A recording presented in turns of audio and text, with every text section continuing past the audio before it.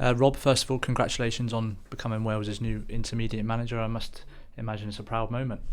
Yeah, it is. Yeah, it was proud to.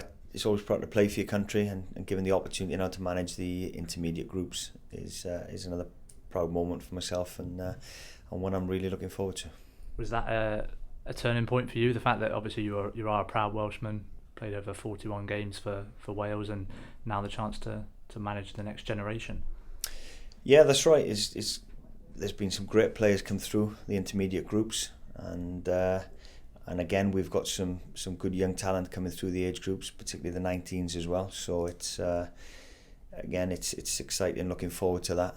Like you said, as a proud Welshman, still got family living in the Rhondda Valley and in Tylerstown. So I enjoy going back home, and even though I'm based outside of Wales now, it'll be a large part of my time will be based back in Cardiff again, and out scouting games and watching, like you said, this next generation of players coming through and helping develop them then to get into the first team with Chris. That's the one thing that everyone talks about is obviously a good crop of players coming through, but making that next step up to the senior squad is something that I'm sure you, and working alongside Chris Coleman in the senior side, is going to be working towards. Well, that's the aim. Yeah, you want to, as a manager, you want to be selfish and keep your best players around you to benefit the team.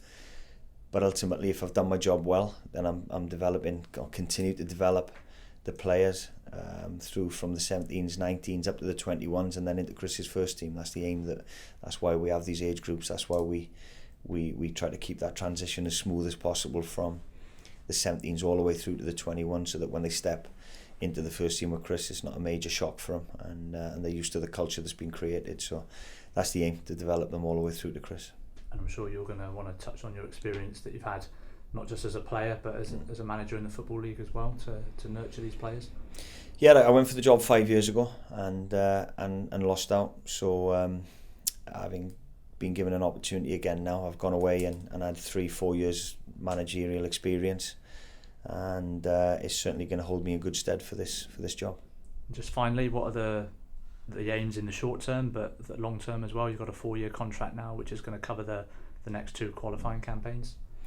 Short term, it's maybe get another member of staff on board. I don't want to make wholesale changes because there wasn't a lot wrong, if I'm being honest. So it's about helping develop that, and like I said, there'll be 1 more member of staff coming in full time, and then organising bits and pieces now for the tournament to make sure we're ready for the end of April for the Cyprus trip, then the Toulon tournament, which is a great one for the 21s, and then the qualifiers start on the 1st of September, and they come thick and fast. We start with 3 away fixtures, and I think we've got 5 games before the year's out, so there's a lot to be done.